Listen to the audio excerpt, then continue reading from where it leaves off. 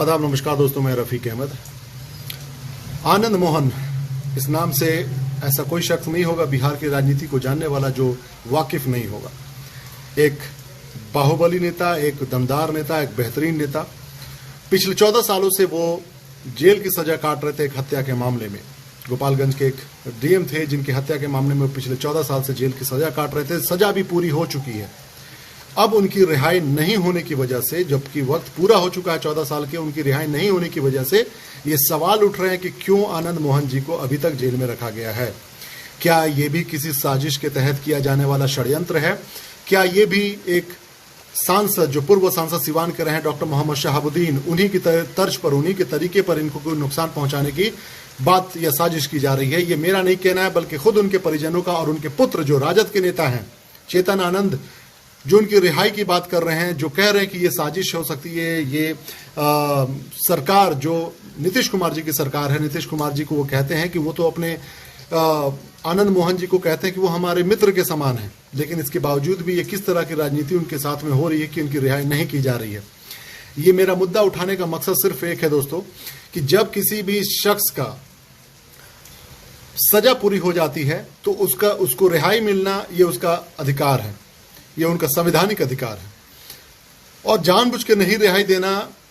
कहीं ना कहीं किसी न किसी षड्यंत्र की तरफ इशारा करता है। और ये इशारा कोई ऐसा भी नहीं है कि बहुत ही बिल्कुल मतलब गलत है। इसके पीछे वजह है, बहुत बड़े वजह है। जैसा कि आपने प्रकरण देखा होगा डॉक्टर मोहम्मद शहाबुद्दीन का, किस तरीके से उनको जेल के अंदर में कोरोना संक्रमित कर दिया गया या हो गए,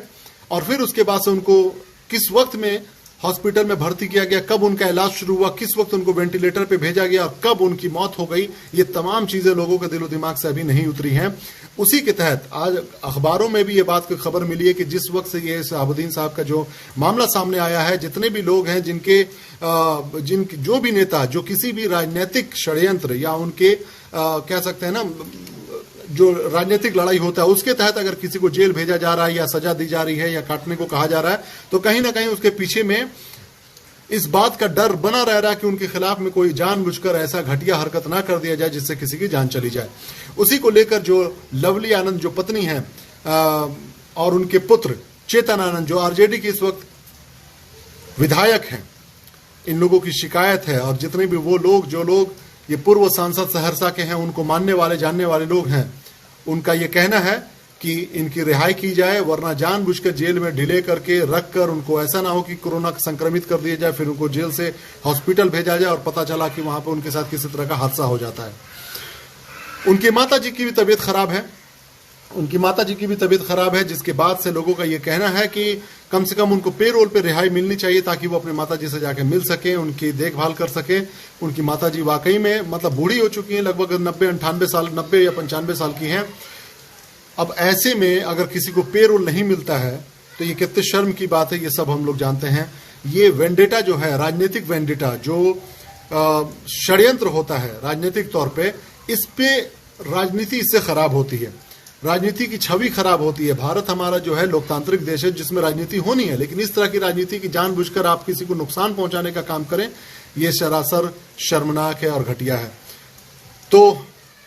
मैं यहां पर डिमांड करता हूं कि अगर 14 साल जेल की सजा काटने के बाद भी अगर किसी शख्स की रिहाई नहीं होती है तो ये बड़े ही शर्म की बात है। चेतन आनंद जो राजद के ही विधायक हैं, उनका भी ये डिमांड है कि नीतीश कुमार जी किसी भी तरह का राजनीतिक षड्यंत्र ना रचें, और आपसे वो रिक्वेस्ट करते हैं, तमाम बिहार के लोग हैं, जितने भी लोग हैं जो आरजेडी के समर्थक लोग हैं, वो लोग ये जानना चाहते हैं कि आखिर किस वजह से इनको, आनंद जी को जो पूर्व सांसद है सहरसा के, उनको जेल में रखा गया है, किस वजह से अब तक रखा। उनके 14 साल की सजा पूरी हो चुकी है, 14 साल उन्होंने जेल में काट लिया है, तो अब क्यों डिले हो रही है? इस तमाम पूरे जो बातें हैं, सोशल मीडिया पे काफी हंगामा मचा हुआ है, काफी लोग इसको लेकर चर्चा में इस बात को रखे हुए हैं। तो ये होना भी चाहिए कि किसी के साथ में न्याय, अगर किसी के साथ न्याय देर में होती है तो वो अन्याय के बराबर ही होता है। और अगर न्याय अगर आप जानबूझ के करना चाहते हैं तो फिर ये संविधान और कानून और नियम वगैरह कोई मायने नहीं रखता है।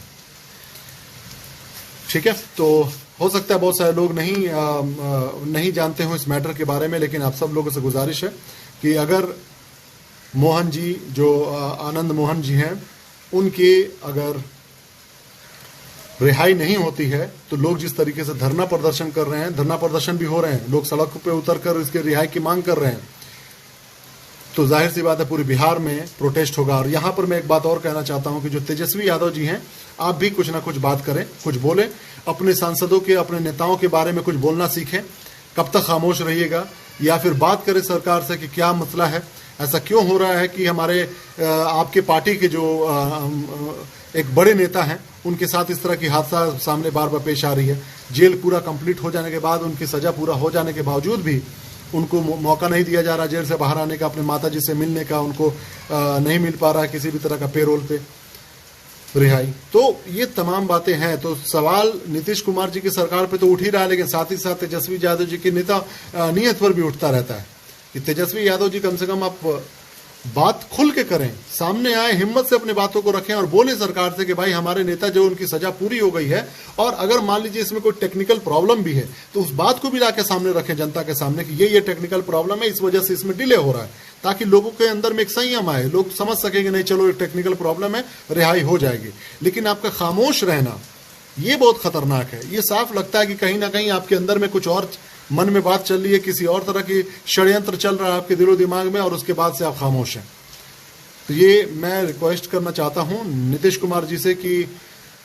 जो आनंद जी हैं, जो पूर्व सांसद हैं सहरसा के, उनकी रिहाई हो, क्योंकि उन्होंने अपनी सजा काट ली है। और तेजस्वी यादव जी इस मांग को लेकर मुखर हों, कम से कम ट्विटर पर ही लिख दें इस तरह की बातें, ताकि सरकार के ऊपर पे दबाव बने। दबाव गलत चीज के लिए नहीं हो रही है, दबाव जायज चीज के लिए हो रही है। और अगर आप जायज चीज में अगर आप साथ नहीं आ सकते हैं तो मुझे नहीं लगता है कि फिर किसी तरह की बात होगी। ऑलरेडी लोगों ने देख रखा है शहाबुद्दीन साहब के बारे में क्या हुआ है, जिस तरीके से कि आपकी खामोशी थी, जिस तरीके से आपने बर्ताव किया, ना मुलाकात किया, ना दिल्ली में रहने के बावजूद भी आपने विजिट करना नहीं चाहा हॉस्पिटल में, आप उनसे ना मिलकर आप 2 गज की क्या 20 गज की दूरी पे खड़े हो जाते, लेकिन ये नहीं करना आपने समझा, जिसकी वजह से आज बिहार के पूरे एक वैसे लोग जो डॉक्टर मोहम्मद शहाबुद्दीन के समर्थक हैं, और उसी तरीके से आनंद मोहन जी के जो समर्थक होंगे, मुझे लगता है ये सवाल करेंगे आपसे कि आप खामोश क्यों रहे हैं। बहुत बहुत धन्यवाद, अपना ख्याल रखिए, जय हिंद।